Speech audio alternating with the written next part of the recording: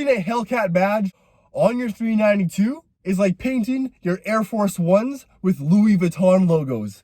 Don't do it. What's going on, everyone? Welcome to Full Send SRT. My name is Caden, and today we're going to be talking about the 5 forbidden mods you should never do to your Mopar vehicle, whether you have a Challenger, a Charger, a Grand Cherokee, and whether you have an SXT, a GT, a Hellcat, a Trackhawk, an SRT, a 392, a Scat Pack, whatever you have. You cannot do these forbidden mods. Before we get into the video, make sure to hit that subscribe button, hit that like button, and let's get right into the 5 forbidden mods. Now, if any of your friends suffer from SMD, stupid mod disorder, save them the embarrassment and do not let their reputation be destroyed by these mods. You're gonna save them in the long run, trust me. So please forward this video to any of your friends that suffer from SMD. Okay, so over the past couple of years, you and I know you've seen the nasty mods put on some Mopar vehicles, but I have seen some absolutely disgusting mods on Challengers to Chargers to Jeep SRTs, and it really ruins the look of your vehicle, and it kind of ruins your reputation as well. Now, if you guys are new to the channel, make sure to hit that subscribe button. It really helps me out. Let's get right into number 1. So the first mod you should never do is supercharging your 6.4 liter Hemi. For 100% is a reason that Dodge did not supercharge the 6.4 and they went with the 6.2 instead. It's that the 6.4 liter cannot handle the pressure coming from that supercharger. So don't get an aftermarket supercharger for your 6.4 liter SRT. The 6.4 liter naturally aspirated V8 comes stock with 475 horsepower and 470 foot-pounds of torque. And the reason that they did not supercharge it is the 6.4 has a metal cast, while on the 6.2 it has a forged one. The 6.4 cannot handle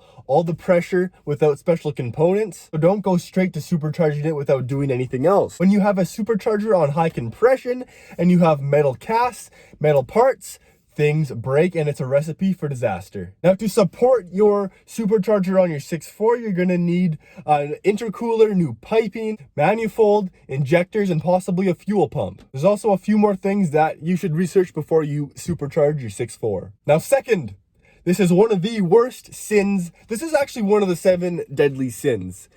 Putting a Hellcat badge on whatever vehicle you have that's not a Hellcat. Now, whether it's a Hellcat badge on the side or an SRT Hellcat badge on the front, or it's the whole, like the full Hellcat logo that goes on the side of your vehicle, if you put a Hellcat logo on your SXT or just your regular 392 or SRT or Scat Pack, that is one of the 7 deadly sins, and you may go to hell. I actually shouldn't even have to mention this, but some of you still don't get it, so please do not do this. This one really ruins your reputation in the car community. Do not be one of these people. That one there was a violation. Personally, I wouldn't have it. A Hellcat logo on a 392 is like putting a Rolex logo on a fridge. It just doesn't make sense. I've even seen some Dodge Darts with Hellcat logos, and even if it's a joke, don't even joke around with this. This isn't even a joke.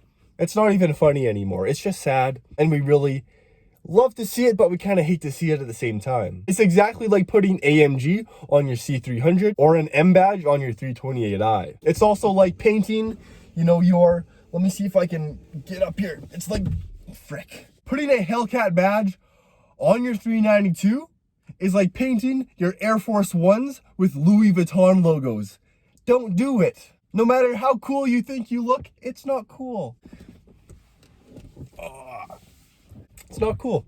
Okay, so the third deadly sin of modding your SRT, specifically the Jeep SRT in this scenario, is painting your calipers yellow. Don't do this. Don't be that guy. It's an SRT. It's not a Trackhawk. Please. Don't paint your calipers yellow. We all know that it's not a Trackhawk. We see the dual exhaust instead of the quad exhaust. We see that you have fog lights, unlike the Trackhawk that doesn't have fog lights. We know. Okay, but in all seriousness, we actually don't know. We don't know if it's a Trackhawk or an SRT, because the Trackhawk and SRT look the exact same.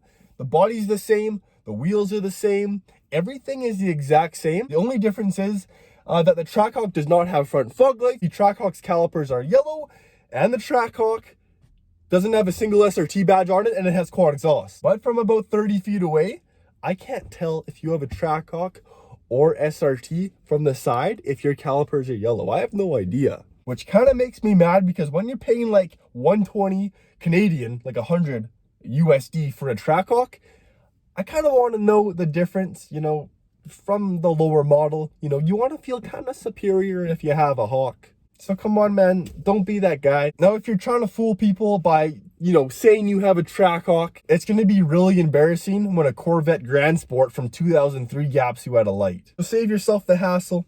Don't ruin your reputation. Don't paint your calipers yellow if you have an SRT. Number 4 on the list is going to have to be putting a big spoiler on your Charger or Challenger. Let's save the big spoilers for the actual tracked vehicles, such as the Dodge Caravan. Just joking. Save the big spoilers for the Viper ACR and the Dodge.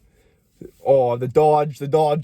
Watch that. What's the Dodge Daytona? The Dodge Daytona, the Charger Daytona. Save the massive spoilers for those track beasts. And let's be honest, there is no more need for more downforce in your Challenger because it already weighs 10,000 pounds. The vehicle itself weighs 6,000, but I'm talking with your girlfriend, it weighs about 10,000 pounds. That one there was a violation, personally, I wouldn't have it. So with her in the car, you do not need that extra spoiler for the downforce, or else we'll know it's small. Now, number 5, this one isn't actually even a mod. It's just owning a Mustang. Don't do it. Don't be that guy. Just save up until you can actually get a real muscle car, either an SRT, a Hellcat, whatever it is.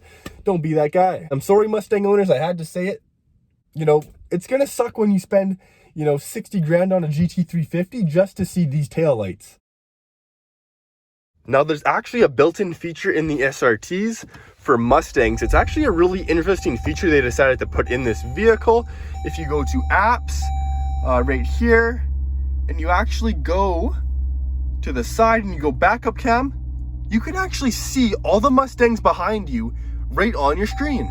It's a really nice feature they put in the SRT and really makes this vehicle stand out from the rest. Now we have a bonus tip for number 6. If you have a Challenger SXT all-wheel drive or Challenger GT,